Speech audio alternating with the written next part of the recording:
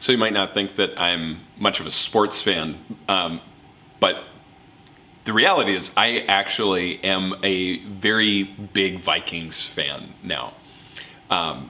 It's been a slow process, but eventually I've ended up really loving watching football with my extended family. And one of my favorite moments in football history is January 14th, 2018.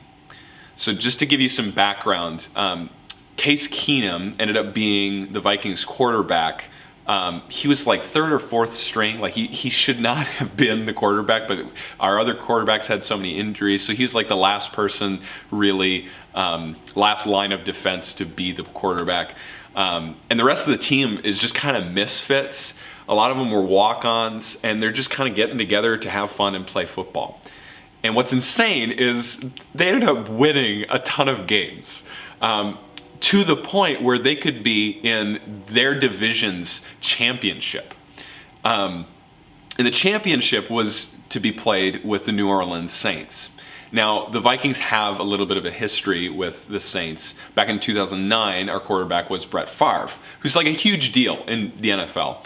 And I was at least expecting back in 2009 that we would win this game so that we could go to the championships, so that we could go to the Super Bowl and hopefully win, because we haven't done that.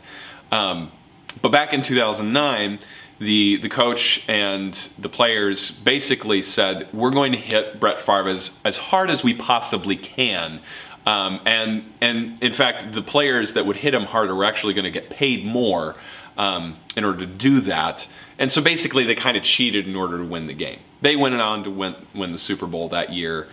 They were all happy. Vikings fans were not. So we have this history with them about them winning. And now we're in the same exact position, the same exact setting to try to beat them 9 years later. The first half, we're doing really well. My wife and my sister-in-law and I are at Buffalo Wild Wings watching the game for the first half, and we are just killing them. So I'm super excited because I love the Vikings. I want them to win. I really don't like the Saints. So I want them to win. And then the second half comes, and we just stall. We're just barely getting anywhere on the field. Saints are starting to come back. They end up getting the lead. It was our last day in Colorado, my wife and I, so we're in the car, we're driving to the airport, and we're listening to this on the radio. We listen to the fact that the Saints are now leading us 24-23, and there's less than a minute left in the game. So we turned off the radio, because as Vikings fans, we are tired year after year of having a good season only to lose at the end. That's what we're going through right now as we're listening to this in the radio, so we turned it off. I sat there for a few minutes and I thought, not listening to the end would be to be a fair weather fan. Let's not be that. Let's see it through to the end. If they lose, but let's at least go to the end of this game with them. So we turned the radio back on. And with 10 seconds left in the game, the goal for the team is, because we have the ball at this point, the goal for our team is to get within field goal range so that we can kick, get the goal, and then win, because a field goal is 3 points. The goal for the Saints is to make sure that all of our players are tackled within bounds so that the last 10 seconds of the game can be run out, and then they win. So Case Keenum gets set up, 10 seconds left of this game. He has the ball. He sees that Stefon Diggs, number 14, is free on his right. So he passes to Stefon Diggs. Diggs catches the ball.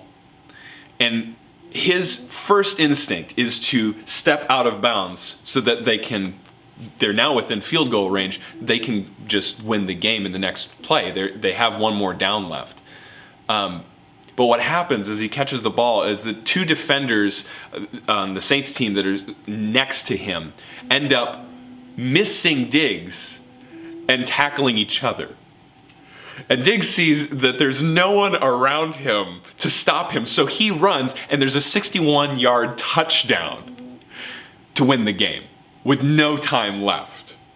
That is the Minneapolis Miracle. And I'll tell you what, when we were in the car and heard what was going on, what we heard was Stefon Diggs makes the catch, and then the announcer just went silent. And then we heard the news. And we just lost it. My voice was just about immediately gone from screaming with joy that we had won. And then my wife and I, we get to the Denver International Airport, and we are walking through this crowded airport, and people see my Vikings hat and Jess's Vikings shirt, and they're like just giving us high fives and just like, some game right. Like the TSA guy, like who never is supposed to talk to you because they're just angry all the time, is talking to me excitedly about the game. For the next few weeks, this is all that sports could talk about, is the Minneapolis Miracle. And if you were a Vikings fan, you weren't just talking about this miracle, you were talking about this miracle with giddiness and joy. When I've thought about that event in sports history, I've thought, what a beautiful picture of the miracle that Jesus has performed for us. I mean, this, for the disciples, they are the fans. They are the ones who have followed Jesus so closely, and they thought, this is going to be our year. This is the one who is going to free us from death and sin. This is the one. And they follow him all the way to the last game, and he dies. And there's no hope left. It's not 10 seconds left in the clock for Jesus. It is 0 left in the clock. He breathes his last and gives up his spirit. He dies. And the disciples are just as depressed, more depressed than I was in that moment as in listening to the radio. They turn the radio off. They go home. They lock the doors because their leader, the one that they thought was going to cause them to win against sin and death, has been defeated by death. But Mary, a couple days later, on the third day, decides she's not going to be a fair weather fan who turns the radio off. She has seen Jesus and been with him for so long, she's going to see this through to the end. So what she does is she gets some materials together so that she can give Jesus a proper Jewish burial. She goes to the tomb. She discovers that a miracle has taken place.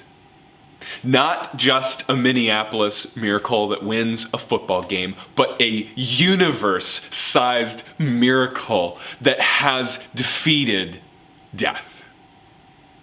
Jesus has been raised, defeating death, not just for him, but for all who would follow him and trust and believe.